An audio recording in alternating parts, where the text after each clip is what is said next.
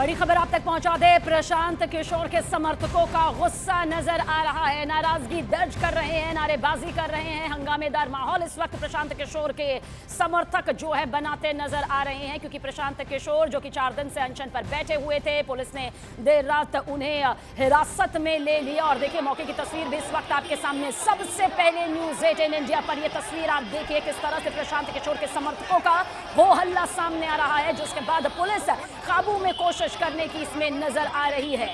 Police मौके पर मौजूद है, भारी संख्या में पुलिस बल की तैनाती है। प्रशांत किशोर को करीब 3:30 बजे यहां पर हिरासत में लिया गया। चंद्रमोहन मौके पर मौजूद है। चंद्रमोहन, क्या कुछ मौके से इस वक्त तस्वीर नजर आ रही है? कितना हंगामा बरप रहा है? बिल्कुल, देखिए भारी संख्या में प्रशांत किशोर के समर्थक अभी पटना एम्स हॉस्पिटल के सामने पहुंचे हैं। प्रशांत किशोर जब पटना के गांधी मैदान से गांधी मूर्ति के नीचे से पुलिस ने उठाया है, उसके बाद उनको एम्बुलेंस में लेकर और पटना एम्स हॉस्पिटल पहुंची है चेक कराने के लिए, उनके चेकअप के लिए, क्योंकि पिछले 4 दिनों से प्रशांत किशोर पटना के गांधी मैदान में खुले आसमान में आमरण अनशन पर बैठे थे। और ऐसे में पुलिस की प्राथमिकता ये है कि जब वहां से उनको हटाया गया है तो पहले उनकी चेकअप कराई जाए कि उनकी हालत क्या है।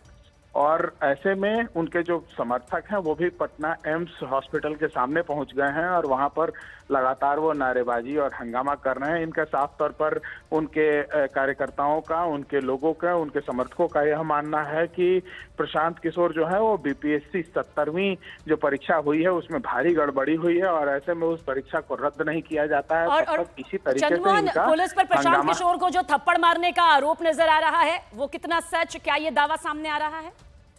बिल्कुल, देखिए जब प्रशासन की टीम भारी संख्या में 3:30 बजे के करीब पटना के गांधी मैदान वहां पर पहुंची थी, भारी संख्या में पुलिस बल भी वहां पर मौजूद था। पहले क्योंकि प्रशांत किशोर, जंसुराज के तमाम समर्थक और बीपीएससी अभ्यर्थियों के साथ गांधी मूर्ति के नीचे वहां पर आमरण अनशन पर बैठे थे, ऐसे में पहले उनको समझाकर और वहां से हटाने की कोशिश की, लेकिन जो मुझे जानकारी मिली है उसके मुताबिक जंसुराज के लोगों का यह आरोप है कि प्रशांत किशोर को वहां से उठाते समय प्रशासन ने उनको थप्पड़ भी मारा है और उसके बाद फिर वहां से उठाकर उनको एम्बुलेंस में रखा गया है और फिर ये एम्बुलेंस पटना के एम्स हॉस्पिटल में पहुंचा है, जहां पर प्रशांत किशोर ने, अभी जो जानकारी ताजा सामने आई है कि उसने किसी भी तरह से चेकअप कराने को लेकर मना कर दिया है। प्रशांत किशोर ने डॉक्टरों को ये मना कर दिया कि वो चेकअप नहीं करा सकते हैं। तो ऐसे आलम में पुलिस जो है वो उनको एम्स हॉस्पिटल में ही अभी लेकर रखी हुई है और जब तक चेकअप नहीं हो जाता है तब तक उनको एम्स हॉस्पिटल से बाहर नहीं लाया जा सकता है। पुलिस का यह मानना है कि पिछले 4 दिनों से वो लगातार आमरण अनशन पर बैठे हुए हैं और ऐसे में डॉक्टरों की टीम जब 2 दिन पहले पटना के गांधी मैदान में उनको चेकअप के लिए पहुंची थी तो उस समय उन्होंने बताया था कि अभी हालत तो स्थिर है, लेकिन अगर ये लगातार इसी तरीके से आमरण अनशन पर बैठते हैं तो इनकी हालत बिगड़ सकती है। ऐसे में 3:30 बजे जब पुलिस की टीम वहां पर पहुंची थी पटना के गांधी मैदान में तो पहले उनको वहां से समझा बुझाकर हटाने की और साथ ले जाने की कोशिश की गई, लेकिन क्योंकि जंसुराज के लोग जो हैं वो हमेशा प्रशांत के साथ मौजूद रहते हैं, उनके आसपास में मौजूद रहते हैं, उनके साथ आमरण अनशन पर बैठे हुए थे, धरने पर बैठे हुए थे। ऐसे में लोगों को वहां से, पुलिस को वहां से उन लोगों के बीच से जो नाराजगी यहाँ पर प्रशांत किशोर के समर्थकों की नजर आ रही है, उन्हें काबू में करना भी अभी फिलहाल पुलिस प्रशासन के लिए, कानून व्यवस्था के लिए बड़ी चुनौती नजर आती है। बिल्कुल, देखिए प्रशांत किशोर का जब एम्बुलेंस प्रशांत किशोर को उसमें बैठा कर लेकर और पटना के एम्स हॉस्पिटल की ओर बढ़ रही थी, उसी समय जो प्रशांत किशोर के समर्थक हैं वो जंसुराज के जो लोग हैं वो उनके साथ साथ एम्स के गेट पर पहुंच गए और वहां भी लगातार हंगामा करते रहे। और जंसुराज के लोगों का यह आरोप भी है कि अभी पुलिस उनको तितर बितर करने के लिए हल्का बल भी प्रयोग की है। हालांकि प्रशांत किशोर अभी एम्स में ही मौजूद हैं और अभी जब तक चेकअप नहीं हो जाता है तब तक वहां से उनको हटाया नहीं जाएगा, जैसा कि पटना जिला प्रशासन का मानना है। और साथ ही ये भी सीधे तौर पर कहा जा रहा है जो इनके समर्थक हैं प्रशांत किशोर के कि ऐसे पुलिस उनको उठाकर लेकर नहीं जा सकती है। ऐसे में आज हो सकता है कि जो प्रशांत किशोर के समर्थक हैं, जंसुराज के जो लोग हैं, वो सड़कों पर उतरकर और हंगामा करें, क्योंकि जब से प्रशांत किशोर इस बीपीएससी परीक्षा को लेकर चाहे वो छात्र संसद की बात करें पटना के गांधी मैदान में, या फिर जब उनकी मीटिंग हुई थी उस समय की बात करें, भारी संख्या में छात्र पहुंच रहे हैं और साथ ही जनसुराज के जो समर्थक हैं वो भी जल्द चंद्रमोहन ये भी जान लेते हैं कि आगे की प्रक्रिया यहाँ पर क्या कहती है। मेडिकल चेकअप तो होकर ही रहेगा, लेकिन आगे क्या क्या आश्वासन लिया जाएगा कि दोबारा धरना स्थल पर नहीं बैठेंगे, जो एक प्रोसेस है, नियम है, उसका पालन करेंगे? क्या प्रक्रिया नजर आती है?